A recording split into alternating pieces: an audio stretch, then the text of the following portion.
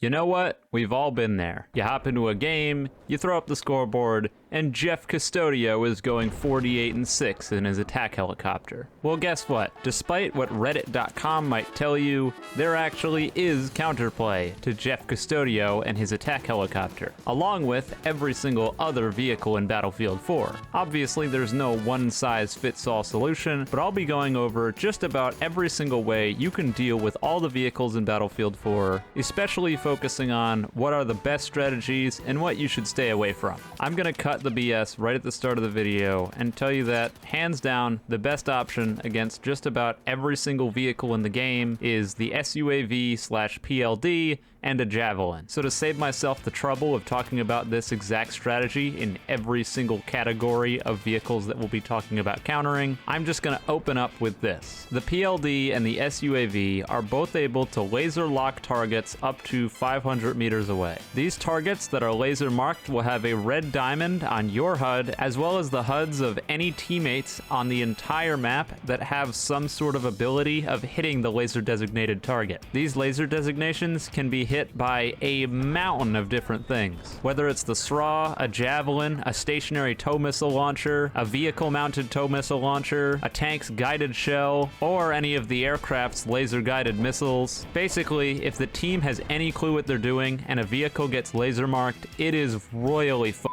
The reason that getting the laser designation is so powerful is that those teammates that are locking onto it are able to lock onto it through walls, and when you fire a projectile at a laser designated target, it fires out of your barrel and then immediately goes up. That means that you can arc it over top of buildings and hills, and then upon hitting the target, it will land directly on top of whatever your target is. So in other words, line of sight not required. That's not where the positives stop though. The other massive bonus is that anything that locks onto your laser designated target gets bonus damage. Tow missiles and javelins getting up to 45 damage a hit against fully armored targets. That's 2 shots to disable a tank and 3 shots to kill it no matter what, even if there are 2 people repairing it. It also means that regardless of what you're shooting at the vehicle, you'll basically always hit the threshold to do a mobility hit against armor, which will severely cripple their mobility for a few seconds, making running away incredibly difficult. And finally, the last positive when it comes to hitting laser designated targets is that any lock-on that would normally have to hold their lock does not have to do it against laser designated targets. Things like laser guided missiles, the Javelin, and guided shells, normally you have to hold the lock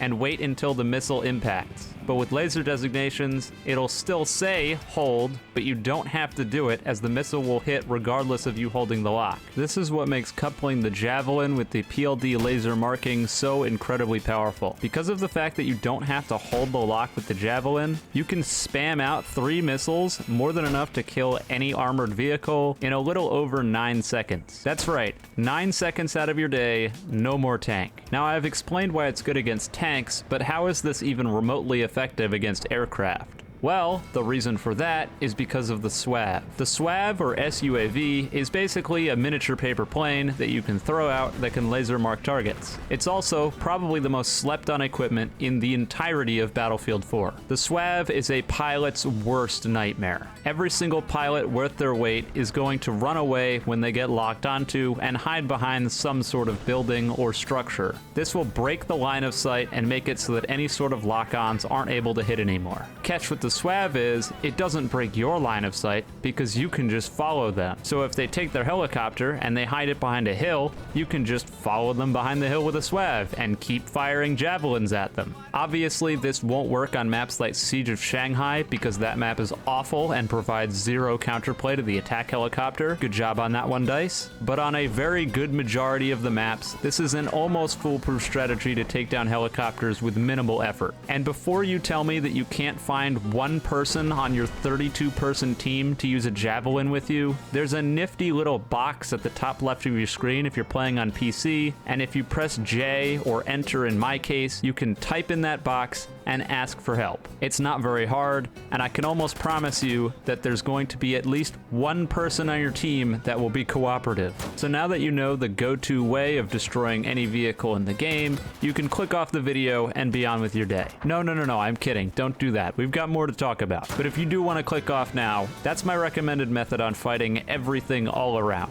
but it does require 2 people, and I'm sure there are plenty of those out there that are fully incapable of using the chat box and want to know ways of dealing with stuff by themselves. So for those people, we're going to go in depth with every single vehicle type and talk about all the ways you can counter them and the best ways to go about it, excluding using the PLD and Javelin. With that, we'll be starting with armor.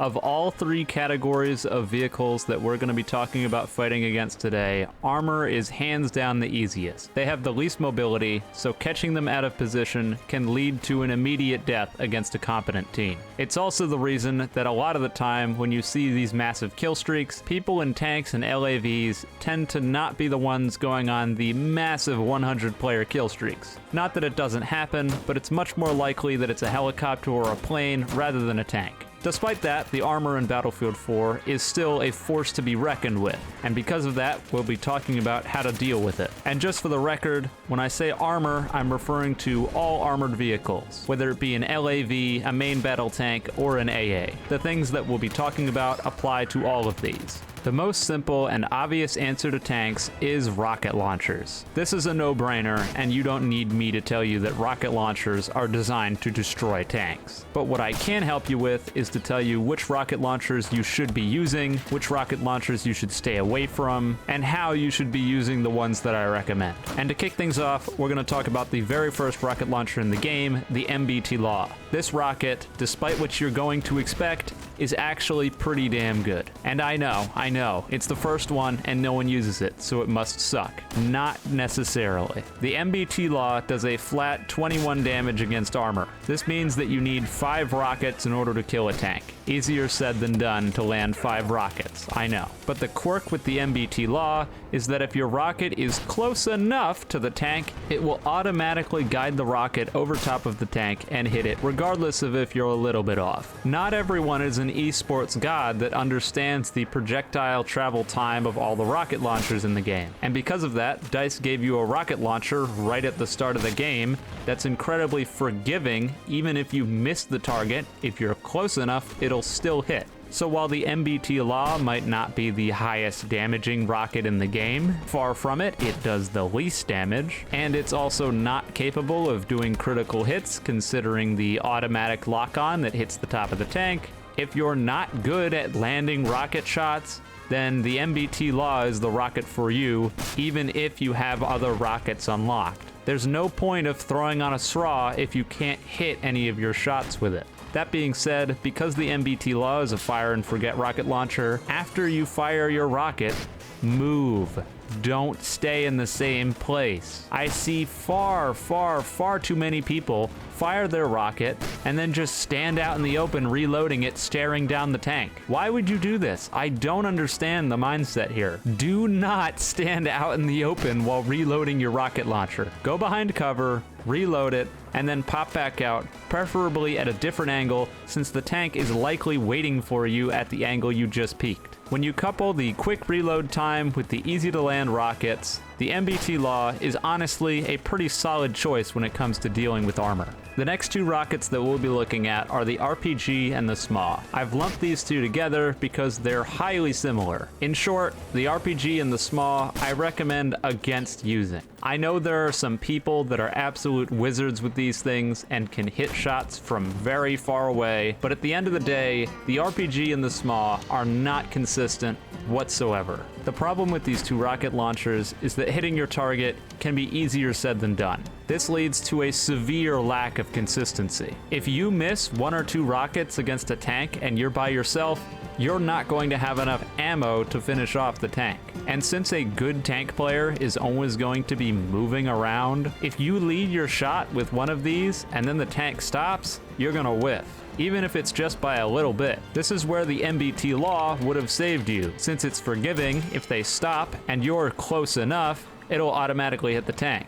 but with the RPG and the SMAW, this is not how it works. And like I said, I know there are some wizards that can use the RPG and the SMAW and hit everything, but odds are you are not a wizard. Most of the people watching this are not RPG or SMAW gods, and the time it takes to become an RPG or SMAW god is not time that everyone has. You're much better off with the other rocket launchers that we're going to be talking about. So my recommendation, stay away from the RPG and the SMAW, and we'll move on to the next rocket launcher, which I'm also going to tell you to stay away from, the Javelin. The Javelin with a PLD or a SUAV, incredible. The Javelin without a PLD or a SUAV, really bad. The Javelin, like the MBT Law, can't do critical hits. Critical hits we haven't talked about yet, but I'll talk about them when we start talking about the SRAW. Because of this, the Javelin will always deal 30 damage to your target. Consistency is important, as I talked about earlier, but the problem with the Javelin is because you need to hold the lock on every time you fire your rocket. It means that number one, you need to stand out in the open, exposed to the tank after firing your rocket, which they can clearly see where you fired it from. And number two, while you're standing there guiding the rocket to its target, you're not reloading the rocket, which means that your reload time is going to be considerably worse. The Javelin is very good in incredibly niche scenarios. Because it has a considerable lock-on range of 500 meters, you can lock onto things from pretty far away, and since it's a lock-on, it will hit no matter what as long as you hold the lock. So if you're sitting really far away from the combat, then the Javelin is definitely the right answer. But once you start getting up to close range, this is where the Javelin falls off, and you're basically just asking for the tank to kill you if you're using it. And finally, the last rocket that we need to talk about, and the one that I definitely recommend the most, is the SRAW. The SRAW is incredible. This rocket launcher is wire guided. That means that wherever you point your crosshair, the rocket will attempt to go there. In other words, you can steer the rocket midair. This means that in those cases that I was talking about earlier, where you shoot and then the tank stops or moves a different direction, you can just steer the rocket to hit it. This makes it one of the most consistent rocket launchers in the game because you can just turn your rocket to hit the tank wherever it chooses to go. This is where we get a good chance to talk about the damage values of hitting armor. The armored vehicles in the game take different amounts of damage depending on how you hit them and where you hit them. With the AA and LAVs, regardless of where you hit them, you're almost going to do about 35 damage with the SRAW. Tanks, on the other hand, are a different story. If you hit them in the front, you'll do the least damage, dealing about 20. If you hit them straight on from the sides, you'll be able to do about 29. And if you hit them from the back, which is the best case scenario, you'll do 45 damage, almost half their health in a single shot. The catch here is you can't hit the tanks on an angle. If you hit the back of the tank, but you hit it on an angle, you're still only going to do about 20 damage. Same thing from the sides. If you hit it from the side and you're on an angle, you're only ever going to do about 20 damage. It can be easier said than done to hit straight on shots, but if you are able to do it, if you manage to hit a tank in the back, it will only take 2 rockets to disable it and 3 to take it out regardless of where you hit it on the third. This is definitely something that should be considered when you're engaging tanks, as if you manage to bait it out or let it pass and then shoot it after it passes you and you hit it in the back, you'll be able to kill it rather easily. It's also prudent to note that if you do hit it in the back and do that 45 damage, it's a guaranteed mobility hit. As I talked about earlier, mobility hits just about stop your vehicle in place. You can barely move or turn at all, and it makes hitting the next rocket incredibly easy. The SRAW's positives don't stop there though. The other great thing about the SRAW is that its reload time is really short. This means that if the tank is close up, you can just hip fire the rockets and you can shoot them like you would an RPG or a SMAW. This means that being able to pump out the 5 rockets that you'll probably need to take out a tank can happen considerably faster than if you were using the RPG or the SMAW. And finally, the last thing that makes the SRAW great is that it can lock on to laser marked targets. It's not going to do as much damage as the Javelin, but having the flexibility of being able to shoot at laser marked targets at the increased damage is certainly a good trick to have up your sleeve. Now, fighting against armor is not entirely regulated to just rocket launchers. Obviously not, there are other options. You can use landmines, but for some reason they show up in thermal imaging, so I'm not even going to cover them. Don't use landmines, they're almost worthless. Anyone who's even remotely good at the game is just going to destroy them as soon as they see them. But there is one other thing that I want to address when it comes to talking about fighting against armor, and a lot of you probably already saw this coming. And you know what? It's still funny, even after the 150th time.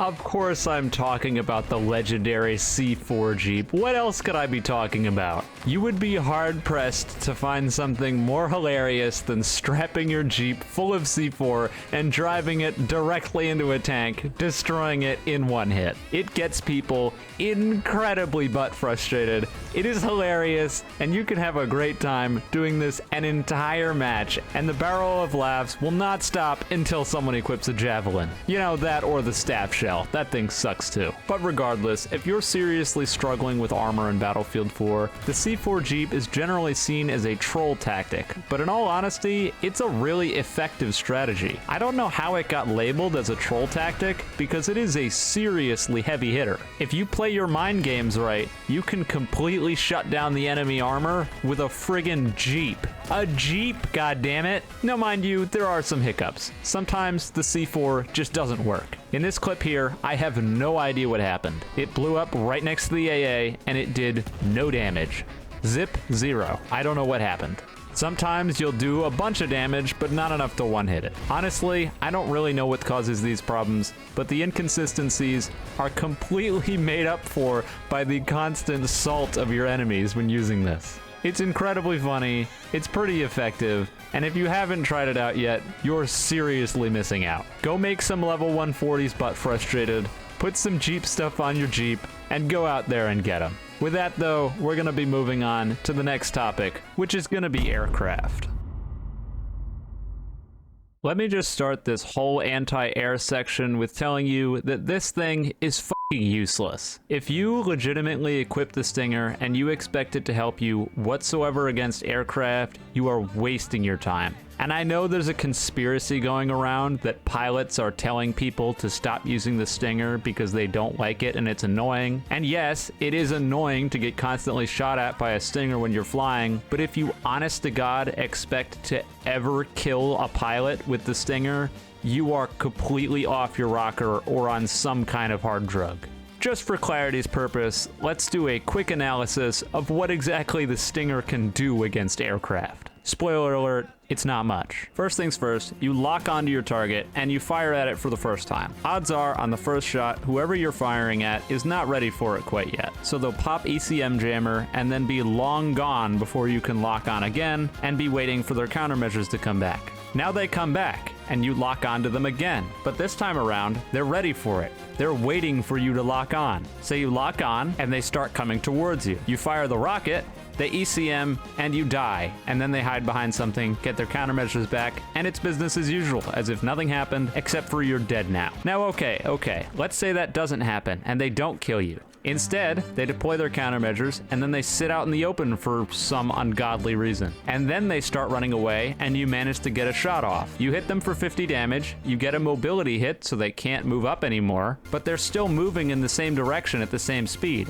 So they still run out of your sight line before you can get that last shot to kill them. You need to fire 3 Stinger rounds at an aircraft to kill it. The odds of you being able to shoot off 3 Stinger rounds before you either 1, get killed, or 2, the opponent is long gone is next to 0. It's basically nothing. Unless the pilot you're fighting against is completely incompetent and it is their first time in a flying vehicle, you're not going to kill them with the Stinger. There is a very good reason that any experienced player that you could ever talk to that plays this game would tell you that the Stinger is a waste of your time. There are some people that would tell you that the Stinger is at least decent because it chases away aircraft. Those people obviously haven't fought a good pilot. It does not chase away aircraft, it attracts aircraft. Good pilots will come directly to you if you shoot Stingers at them. So all you really do by equipping a Stinger is paint a massive target on your back.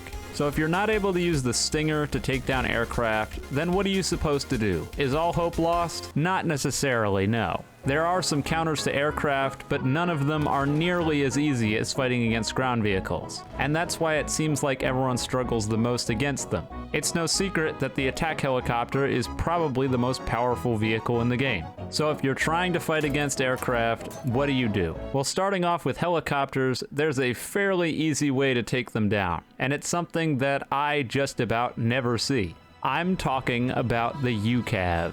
Maybe you've been killed by the UCAV once or twice. It's that switchblade drone with the yellow lights that you hear go meow, and then you explode. Yeah, that thing is your secret to taking down the helicopters in this game. Most people relegate the UCAV to a cheap way of sitting in the back of the map and getting free kills for most of the round until someone decides to do something about it. But the UCAV is actually, in my opinion, hands down the best way to kill helicopters. The reason why this is if you use the airburst UCAV right up next to a helicopter, it deals 65 damage. That means you only need 2 UCAVs to destroy a helicopter. I should have mentioned it prior, but if you were looking to do this solo, you're out of luck. The UCAV strategy can only be used with 2 people with airburst UCAVs. But if you do happen to have this, or go out of your way to get it, killing helicopters will become significantly easier. The airburst UCAV's damage model seems to work off of the amount of surface area and how close you are to the helicopter when you explode it. So in other words, you want to get up right alongside of it to get as much surface area as possible and then airburst it, not hit the thing directly. For some reason, if you hit it directly, a lot of the time you'll only do like 20 damage. Not sure why this is, but it is the way it is. The reason this is so effective against helicopters is that the only heads up that they get that this is coming is the visual. If they don't physically see the UCAV coming, they're not going to know it's there until it's too late. And helicopter pilots usually have a lot more going on that they're worrying about than a UCAV coming out of nowhere and blowing them to smithereens. They're thinking about who's shooting lock-ons at them, where the AA is, where the enemy helicopters are. They're not usually thinking about 2 random soldiers sitting in the middle of the map in some obscure area about to blow them to bits out of nowhere. If you are by yourself though, all is not lost, and the UCAV can still be used to take down helicopters, but it is significantly harder and relies a little bit more on RNG. If you airburst the UCAV right next to the cockpit, there is a fairly decent chance that you will blow someone up out of the helicopter. I cannot tell you the amount of times where I've been by myself getting killed by an attack helicopter, and I'm just like, fuck it, and I put on a UCAV, I launch it over, and I kill out the gunner, and I see in chat, what the fuck, you piece of shit. That's the other part I should have mentioned. People fucking hate the UCAV. They already hate getting killed by it at random, and they hate it even more when it ends their 80 kill streak. So if you're looking for a surefire way to end the heli farmer's kill streak, grab a UCAV. Preferably 2, and then it's a cinch.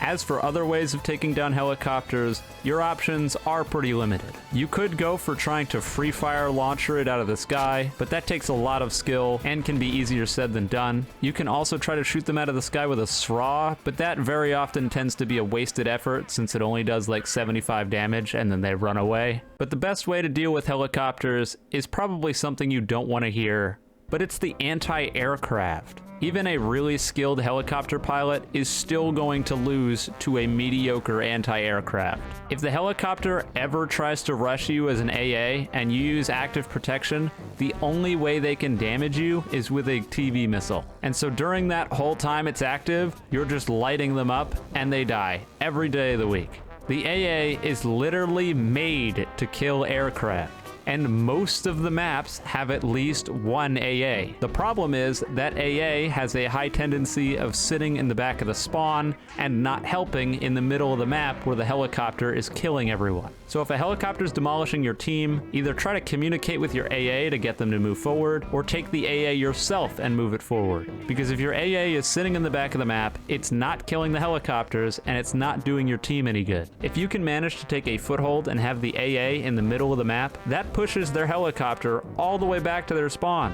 That helicopter in spawn is not getting very many kills, and that's the way you want it. Two more things to note on helicopters. One thing I probably should have mentioned earlier, but the AA mine is really good against them. The AA mine automatically shoots at spotted aircraft that are close enough to it. The range is really short, but if it fires off, even if the opponent uses countermeasures, it'll still usually hit. This will do some mobility hit, so if you have a free fire rocket launcher, it basically sets you up for a free shot. And finally, the last thing is that the direct counter to helicopters is the stealth jet. I know, you're not good with jets. Most people are not good with jets. They don't take the time to learn them, and if they get into one, they feel like they're worthless. Take it from someone who was worthless in a jet up until maybe 3 months ago. I spent maybe an hour on Google and 2 hours in the practice range, and it put me ahead of 80% of the people flying in the game. I'm not kidding when I say that learning the basic mechanics of flying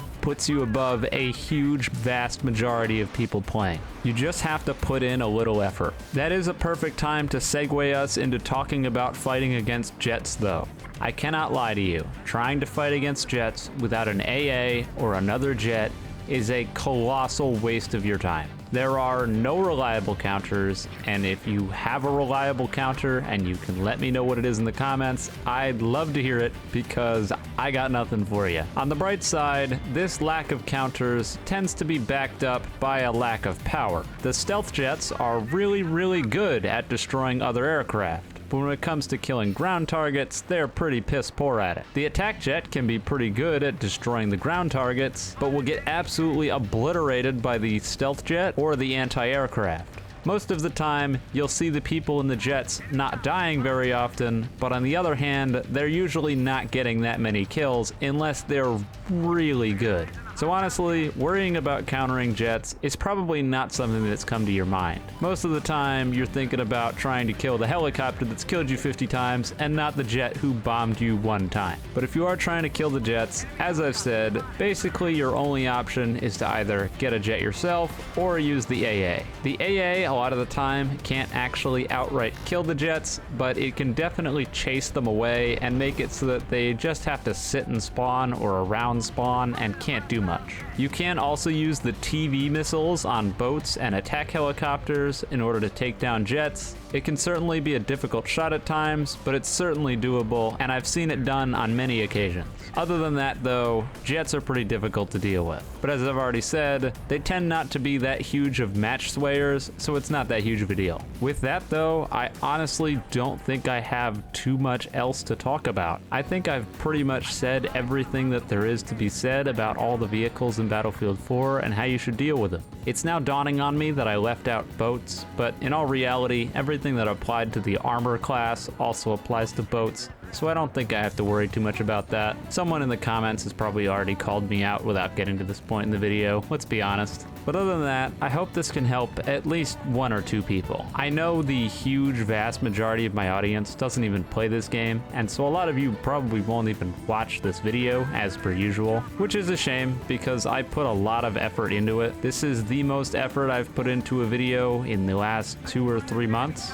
I'm trying to recall the last video that got as much time as this one did. Normally my videos are edited over like 1 day. Sometimes I record and edit everything in 1 day, but this one's been in the making for a few weeks. And I mean, mind you, I haven't worked on it for a few weeks. I've been editing for about 2 days now, and I'm not actually finished with the video at the point of recording this audio. I still have to fill in the UCAV recording because I don't have that right now. Although by the time you're seeing this, I did have it, so that's kind of a moot point, huh? But regardless, it's gonna be about 3 or 4 days in the making, which never happens. So it will certainly be a shame considering I put a whole bunch of effort into what will inevitably be a massive loss. I could take an hour out of my day to record and edit an unedited YBA 1v1 and make triple what this video will make. Talk about disheartening. Regardless, it's worth it if I helped 1 person take down a single helicopter. That's how I feel about it. I think I'm rambling at this point, and this video is already really long. So if you've made it to this point in the video, know that I really appreciate it. I appreciate the fact that you're watching it at all. Never mind the fact that you made it all the way to the end of this long video. So seriously, to you, thank you. And with all that being said, I'm about done. So if you enjoyed the video, you can leave a like, subscribe. If you didn't enjoy the video, don't do those things. And with all that being said, have a wonderful day or night wherever you are, and I'll see you next time.